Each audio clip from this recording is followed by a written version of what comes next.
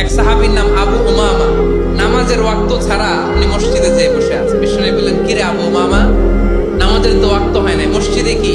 সাহাবী বলে, হুমুমুন লাজিমাতনি ওয়া দুয়ুন।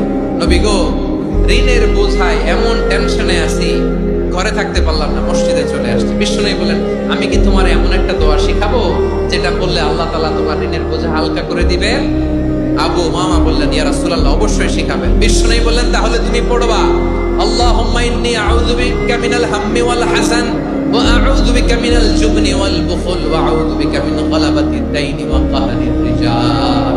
ও আল্লাহ, তোমার কাছ থেকে দুশ্চিন্তা থেকে পানাহ চাই, কৃপণতা, ভীরুতা, অলসতা, কার্পণ্যতা, এই সব কিছু থেকে, মানুষের কঠোরতা, আমার উপর মানুষের আধিপত্য এবং ঋণের বোঝা থেকে পানাহ চাই।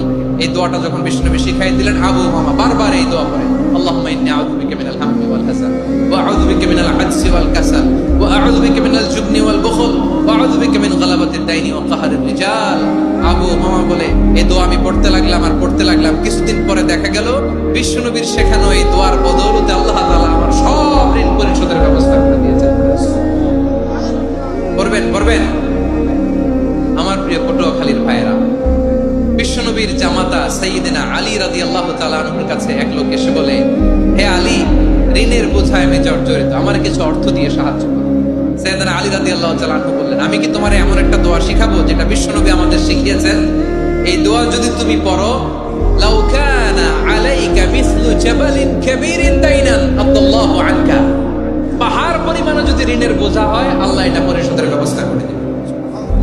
ছোট্ট একটা দোয়া বিশ্বনবী শিখালেন, বললেন, তুমি পড়বা, আল্লাহুম্মা কফিনি বিহালালিকা আন হারামিকা ওয়া আগনিনি বিফাদলিকা আম্মান সিওয়াক।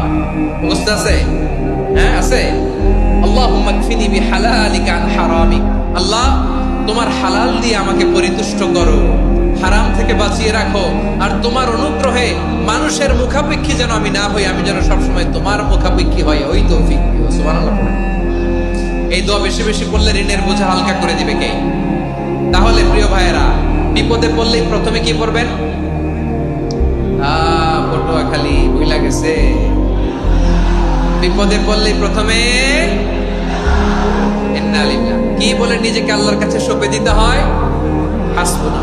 চরম বিপদে দেয়ালে পিঠ থেকে গেছে, তখন লা ইলাহা ইল্লা আনতা সুবহানাকা ইন্নী কুনতু মিনাজ জালিমিন।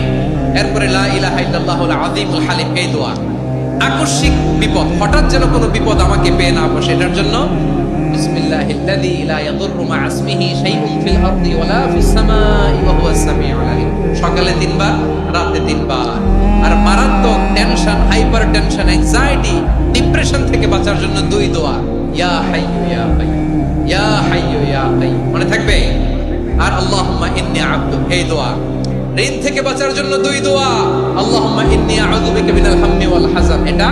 আর আল্লাহুম্মা কফিনি বিহালালিকা আন হারামিকা ওয়া আগনিনি বিফাদলিকা আম্মান সিওয়াক।